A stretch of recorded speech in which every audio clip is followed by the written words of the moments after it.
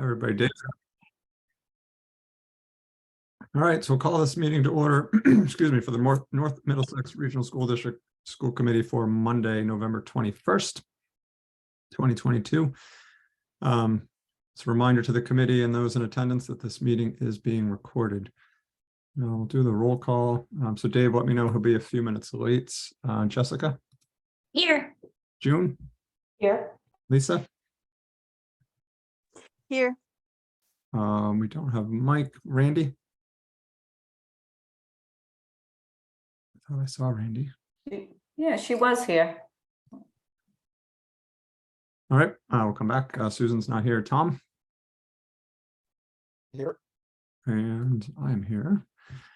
Our next meeting will be held at 7 p.m. on Monday, December 12th. For the consent agenda, we have the approval of minutes from November 7th, accounts payable warrants, and payroll warrants. I'll take a motion on those. So moved. Second. All right. Jessica? Yes. June? Yes. Lisa?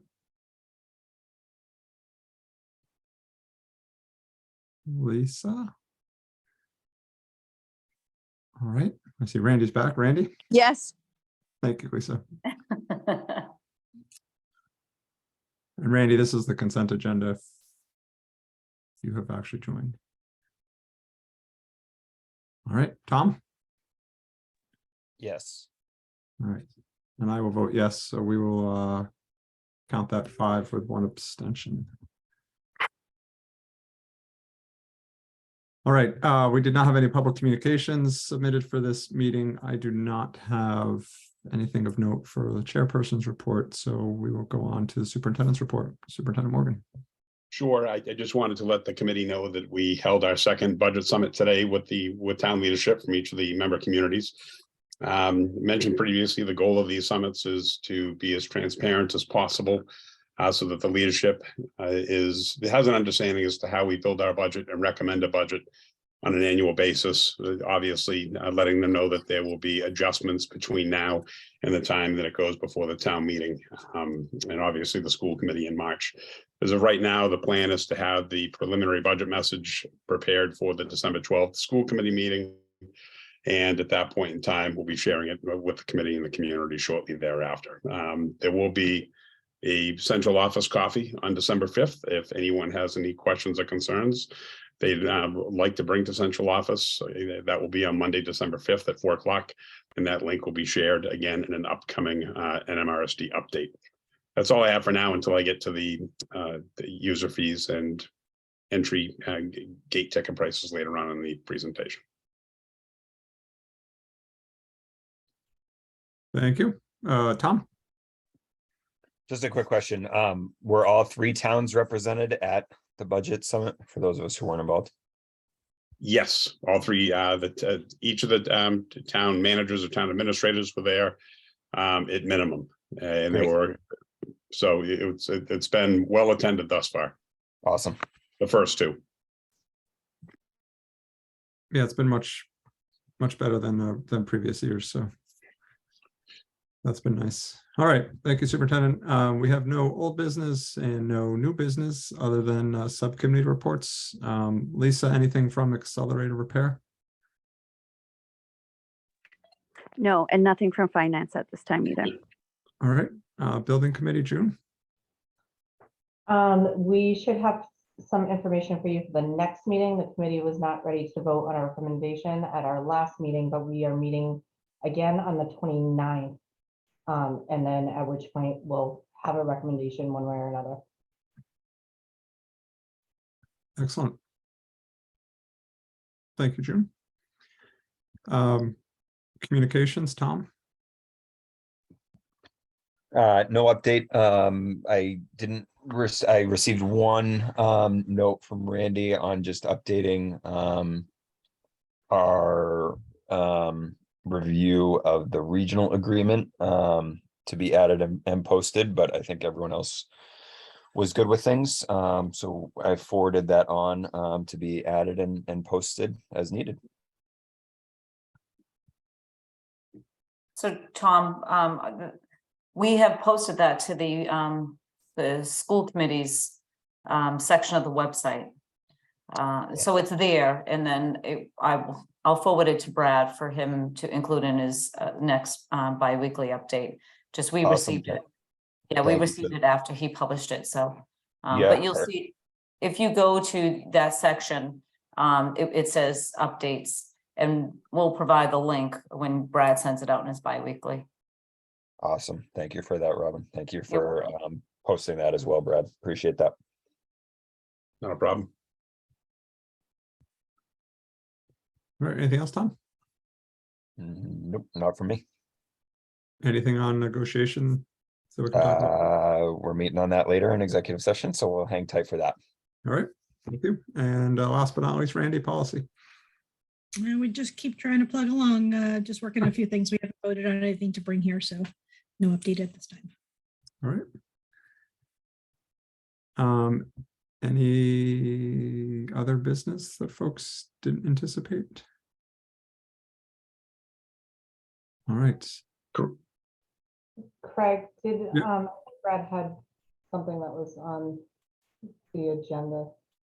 Yes, I just wanted, I didn't go over the fees, but they were in my report. Am I looking at the wrong agenda? Sorry, it was in the packet, I mean, not on the agenda, but it was in the packet under old business. Yeah, it's part of Brad's report. Oh, okay. Yeah, so we'll go back to that. Or we Okay, can- so, and this has gone through subcommittee as well. It just wanted to address, and I do have Principal McMahon on the call as well. User fees have not been something that have been addressed in the district since 2015. And since that time, the operating budget has basically been working to cover dropping deeper and deeper into the red on an annual basis. Some of the obstacles that we've been up against is that transportation costs since 2015 have, for all intents and purposes, doubled. Officiating and supervisory stipends, equipment, league and MIAA memberships, and uniforms have all gone up extensively as well. And Tim did a pretty in-depth dive into what the other mid-watch teams are charging for user fees, and we really were not. We were on the low end, and again, in a budget where we don't put a lot of money into athletics, and a lot of it is done through gate receipts, fundraising, things of that nature. We are, every year we go deeper and deeper into the red, and it's something that we can either address by adding more money to the budget, or it's something that we would have to ask the families of those participating in those activities to cover. So what we've done is we've done basically a 2-year step plan. It involves high school sports. The only one that's really different is ice hockey. In addition to the user fee, there's also a recommended varsity ice time fee and another ice time fee for JV, which is less because of the amount of ice time. And then obviously looking at the marching band, winter percussion, and winter guard, and bringing those up to par with the athletic user fees, so that basically athletic user fees would be increased from $190 per season to $245 per season beginning next year, and then they would elevate to $275 the year after. $245 is currently the mid-watch average, but again, there are teams in the Mid-Wachusett League that do have larger athletic budgets than we do. We have some urban districts in the Mid-Watch League that get federal funding for athletics, which we do not really have access to.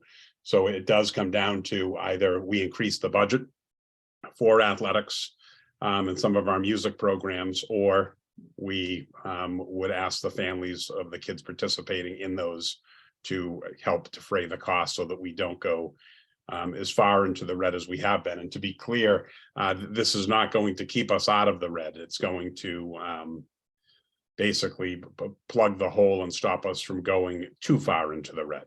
Right now, this alone will not sustain the athletic program, but it will help us from falling deeper again into the red and into a situation that we don't want to be in.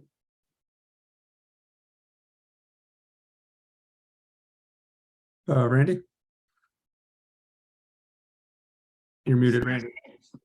Susan, you were muted too. I was trying to say. Just a quick clarification question. When you say in the red, Brad, you mean the athletic portion of the budget, not the overall budget? Yes, the athletic budget. The portions of the line items that contribute are expended to help support the athletic and music programs. Yes. Okay. And it's not self-sustaining. And even with this, it won't be self-sustaining, but it will help bridge the gap a little bit, bring us a little bit closer to where we have been prior to all the increased costs. And again, transportation has been a significant hit. And even the MIA has increased their membership fees, and the league has increased their membership fees. Officials, everything has gone up since 2015. We're 7 years out, and we really do need to make an adjustment. And we, in the 245, will be meeting the league average. And it is pretty much all spelled out there. The only thing that's a little different is that we are asking reduced lunch students to pay 50% of the fee, and free lunch students to pay 75% of the fee. Obviously, we would never stop a student from participating if money were an issue. 75% off, sorry. But we are asking everyone to take some ownership in it as well. And if money is an issue, and the 50% off for reduced lunch and the 75% off for free lunch is not doable, then those would be private conversations that would be had between the administration and the family to make sure that no one is being excluded from the potential. But right now, there are no fees collected for free and reduced lunch. Randy, and then Dave. Yeah, I just wanted to clarify, Brad, that the policy subcommittee has not voted on this. I believe at the last meeting where we were talking about this, we asked you to come back with some other information. I think raising the rates was not a question. I don't want to speak for the policy subcommittee because we have not officially voted on it, but this is not the final version of anything that we have at this point in time voted to say that we recommend it. Right. If I said that, I misspoke. I apologize. And I do have pretty much everything has been. I know that Principal McMahon did bring this to the student leadership, especially in regard to the fees, the class dues, and there does not appear to be an issue with that based on his conversation. Just to highlight that the class dues right now at $25 per year, we're recommending that those go to $50 per year. And just to clarify, that would essentially be a savings account for each student that deposited money into the dues. So if a student next year as a freshman goes through 4 years of high school and they end up with $200 in their account, that $200 will be put directly towards that student's senior week activities, things such as prom tickets, cap and gown, things of that nature, which currently are in excess of $200, really closer to $300, but it will avoid a significant hit basically all at once on a family, and allow the families to have a little bit of a savings prior to getting to that point. And that would certainly cover more than half of it. But that money, even though it's called dues and the kids are paying it, that's actually going to be used specifically for each individual student. If a student does not participate in the program, then they'll have to pay the full, whatever the full cost is in order to participate come their senior year.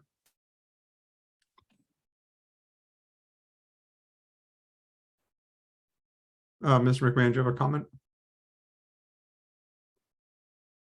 Yeah, and speaking with student leaders, student council members last Thursday, I believe, had a dialogue and basically kind of broached the subject with some of them as student leaders. How do they feel about the increase, in the class dues, which all parties admitted have not been advertised as much as they probably could have been in the past. But if you break it down, it's really a $5 a month expense. One of the kids brought it to my attention that if the request $50 per year for class dues, it really boils down to $5 per month. So most of the students in the group thought that was attainable for most students at the school. So just a side note. Cool. Thank you. Appreciate that. Dave?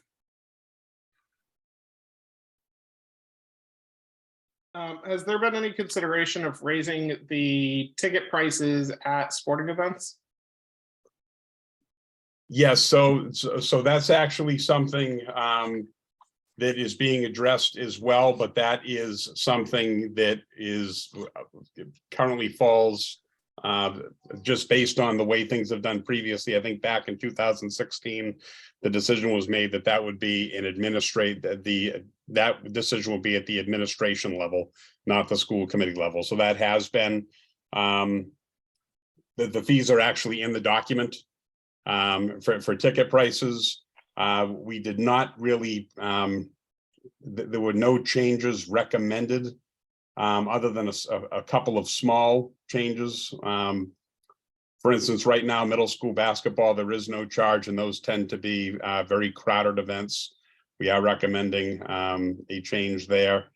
We're recommending some minor adjustments for middle school plays and musicals. The 4th and 5th grade concert and high school and middle school concerts, minor adjustments, but nothing right now for athletic events because they seem to be pretty much in line with everything else that we're doing. It's $5 for adults and $3 for students and senior citizens. And then any tournament games, that's dictated by the MIAA. And the money goes to the MIAA for those events. So they dictate those ticket prices, not the district. Thank you. Susan? Yes, back to the, I'm off mute. Back to the dues question. Would there be any circumstance in which a student, in the past, there's been years past, been discussion about the payment of student dues and the participation in graduation ceremonies. And I think this committee has made it clear that students, I think it's even a policy, Randy, that students will be able to participate in the graduation. And there was efforts in the past, many years ago, to kind of hold students almost like, sorry, pay up or you can't participate in the graduation ceremonies. And I find that to be unacceptable. And so has committees of the past, and I want to make sure we're not marching in that direction. No, that's not the intent. The intent is to make sure, again, that we're not hitting families with large amounts of things that they can't pay for. I would say that the graduation would be very different from the prom and some other senior activities that may take place, which are completely dependent on the sale of tickets. Where graduation is certainly different.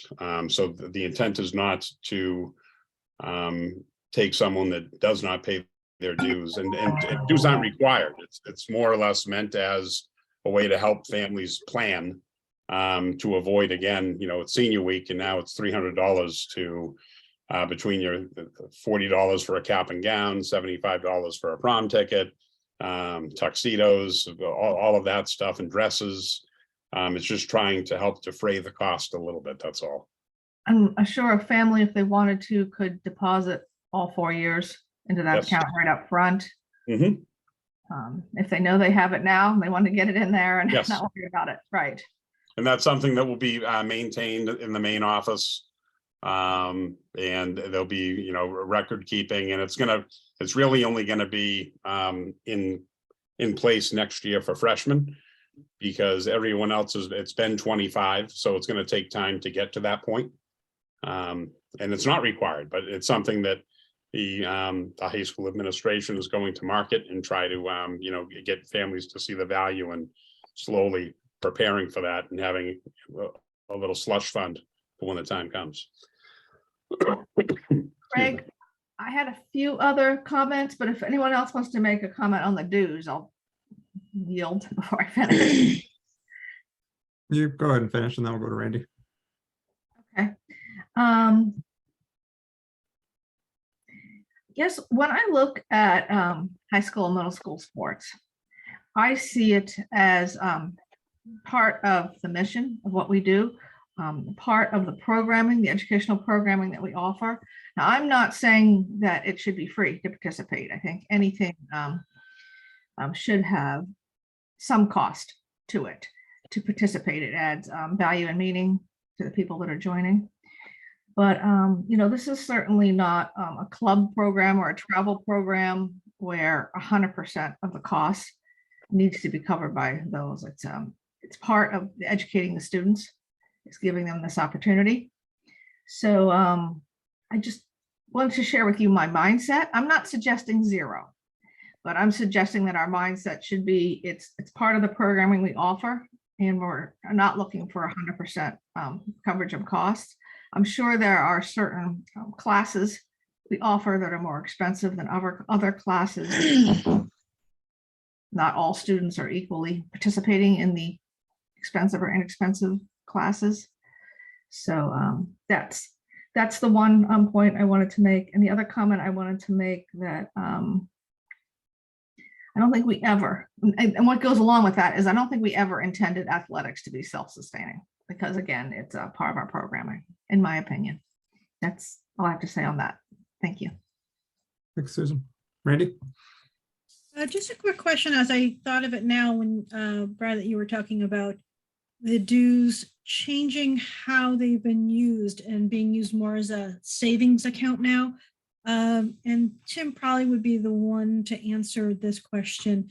Is I was always under the impression that they wanted the dues each year, or at least up front as early as possible, because the money that was collected could serve as a down payment for venues, or for money to, you know, kind of get an event started, and they had some funds to purchase the stuff before they got the ticket sales and things like that. How is that going to work if any dues that are paid in are tagged to a specific person? So a couple of things that came out of that dialogue with students last week was, you know, does one of the frustrations some of the current student leaders had was they're paying their dues. Most other students are not. So in many ways you have, let's say 20 to 30% of the class subsidizing events for the remainder of their classmates. Whereas, you know, having an account personalized will allow students to kind of chip away at their expenses, especially senior year. But also another thing that one of the students tossed around as an idea was, if, you know, each year 90% of your money went to your account, and 10% of what you gave of dues went to a collective fund. So, you know, to be fair, Andy, we haven't hammered out that last detail. I think that involves more student feedback, to be honest. But the feedback I got from most kids last week was that those that have paid dues were disenfranchised because most others were not. And they felt like, why am I helping to subsidize when my classmates aren't jumping on board? And, you know, I think we have to own a part of that as well, with the class advisors and the administration have to work better to, I think, market that to parents when high school, when they enter as ninth graders. You know, it has not been part of our programming in ninth grade orientation in the past. So, you know, I think we have to kind of beef that up as well. But that's, you know, we have not solidified how that would break down, if it's 100% to individuals or 90-10, something like that. But I do think the kids I spoke to would rather be in the direction of away from the whole and more individualized. That makes sense to me, how the math works on that. Any other questions or comments?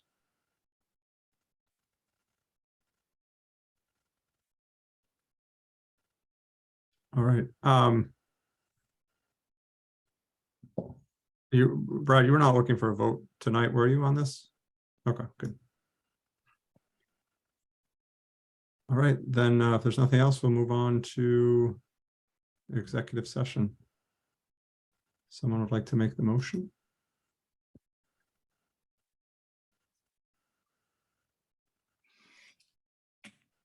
I will move that the school committee meets in executive session pursuant to MGL Chapter 30A, Section 21A for the following purpose. Purpose 3, to discuss strategy with respect to and preparation for collective bargaining with the North Middlesex Regional School District Teachers Association, because an open discussion may have a detrimental effect on the bargaining position of the committee. And purpose 7, to comply with or act under the authority of any general or special law or federal grant in aid requirements. And for the approval of executive session minutes dated November 7th, 2022, July 25th, 2022, July 8th, 2022, June 8th, 2021. I'm just assuming that November 7th was accidentally written twice. There's not two sets. No, there are two sets. It's for, I think it's for the negotiation committee, so. Okay, then I apologize. I will add in a second November 7th, 2022 in my motion. Second, All right. Motion's been made and seconded. This is to enter executive session. Dave, yes. Jessica, Yes. June, Yes. Lisa, Yes. Randy, Yes. Susan, Yes. Tom, Yes. and I will vote yes. So the school committee will now be meeting in executive session pursuant to MGL Chapter 30A, Section 21A for the following purposes. Purpose 3, to discuss strategy with respect to and in preparation for collective bargaining with the North Middlesex Regional School District Teachers Association, because an open discussion may have a detrimental effect on the bargaining position of the committee. And purpose 7, to comply with or act under the authority of any general or special law or federal grant and aid requirements. The approval of executive session minutes dated November 7, 2022, another November 7, 2022. July 25th, 2022, July 8th, 2022, and June 8th, 2021. The committee will reconvene in open session. So we'll be back here soon. We'll see everybody else on the exec session. Thanks.